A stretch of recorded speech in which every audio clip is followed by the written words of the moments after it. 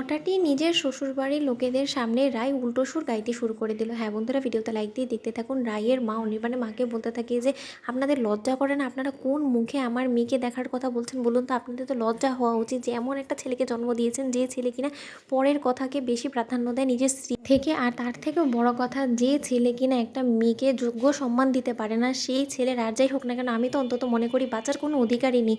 আমার মেয়েটাকে দিনের পর দিন একের পর এক মিথ্যে অভিযোগের ভিত্তিতে আমার মেয়েটাকে তিলে তিলে মানসিক অত্যাচার করে ওকে একবারে শেষ করে দিয়েছে, ওকে মৃত্যুর দিকে ঠেলে দিয়েছে। আবার আপনি এখন আপনার ছেলের হয়ে সাফাই গাইতে এসেছেন যাতে আমি ওকে রায়ের সাথে দেখা করার জন্য অ্যালাউ করে। আপনার লজ্জা করেন এই কথাগুলো বলতে? আর আপনারাই বা কেমন বাবা মা বলুন তো, যে কিনা নিজের ছেলেকে ভালো শিক্ষা দিতে পারে না, তারা আবার সুশীল সমাজের মানুষ বলে নিজেদেরকে ব্যাখ্যা করেন। যেখানে কিনা নিজের ছেলেকেই ভালো শিক্ষা দিয়ে মানুষ করতে পারেননি, একটা অমানুষ তৈরি করেছেন, সেখানে আবার আপনারা অন্যের মেয়ের দিকে কী করে কাদা ছেটান বলুন তো?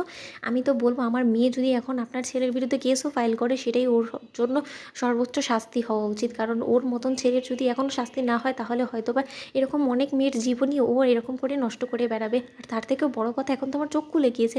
এখন আমি বুঝতে পারছি যে কোয়েল ওর আগের বউটা কতটা মানসিক যন্ত্রণার মধ্যে দিয়ে বিরক্ত হয়ে এক পর্যায়ে ওকে ছাড়তে বাধ্য হয়েছিল। এখন আমার এই জিনিসটা জলের মতন পরিষ্কার হয়ে গেছে। তখন একথা বলা মাত্র অনির্বাণ বলতে থাকে যে আপনার কাছে দোহাই লাগে, হাত জোর করে অনুরোধ করছি মা, প্লিজ আপনি আমার অতীতকে অন্তত টানবেন না। তখন একথা বলা মাত্র রায়ের মা ক্ষিপ্ত হয়ে অনির্বাণকে বলতে থাকে, কেন টানবো না বলো তো? তুমি যখন আমার মেয়ের অতীত নিয়ে ঘাটাঘাটি করো, তখন তোমার কাছে এটা ভালো লাগে, তোমার পরিবারের কাছে ভালো লাগে। আর যেই তোমার অতীত নিয়ে আমি ঘাটাঘাটি করছি, সেটা তোমার খারাপ লেগেছে। তাহলে তুমি বুঝতে পারছো যে তুমি কতটা নোংরা প্রজাতির মানুষ? তখন এটা বলতে না বলতে অনির্বাণের মা বলতে থাকে যে আচ্ছা, আমরা এরকম তর্কে না গিয়ে আমরা একটা কাজ করলেই তো পারি। আমরা বরঞ্চ রায়ের কাছেই প্রশ্নটা রাখি যে ও কি আদৌ আমাদের সাথে কথা বলতে চায় কি না। আর ও যদি আমাদেরকে কোনো মতে ওর কাছে যাওয়ার জন্য অ্যালাউ না করে, তাহলে বরঞ্চ আমরা যাবো না, আমরা এখান থেকে বাড়ি ফিরে যাবো। তখন এই কথা বলতে না বলতেই রাইকে যখন আইসিইউ রুম থেকে নর্মাল বেডে শিফট করার জন্য বের করা হয়, ঠিক সেই সময় রাইকে ঘিরে ধরে অনির্বাণের মা, বাবা এবং অনির্বাণ। আর বলতে থাকে যে রাই, তোমার কাছে একটা প্রশ্ন, যে তুমি কি চাও আমরা তোমার সাথে একান্তই কিছুর কথা বলি, নাকি তুমি চাও যে আমরা এখান থেকে চলে যাই? তখন একথা বলা মাত্র রাই বলতে থাকে, তোমাদেরকে কে বারণ করেছে বলো তো?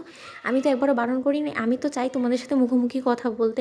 কে বারণ করেছে বলো? তখন একথা বলা মাত্র অনির্বাণের মা বলতে থাকে, দেখেছেন তো দিদি, আমি বলেছিলাম না আপনাদেরকে যে রাই এতটা অমানবিক আমাদের সাথে আচরণ মোটেও করবে না। রাই একবার হলো আমাদের কথাটা শোনার চেষ্টা করবে। তখন এই কথা বলতে না বলতে স্রোত বলতে থাকে যে দিদি ভাই, তুই উল্টো সুর গাওয়া শুরু করে দিলি কী করে বলতো? তুই তো সার্জারিতে যাওয়ার আগেও আমাদেরকে বলেছিলিস যে তুই ওদের মুখ দর্শন করতে চাস না।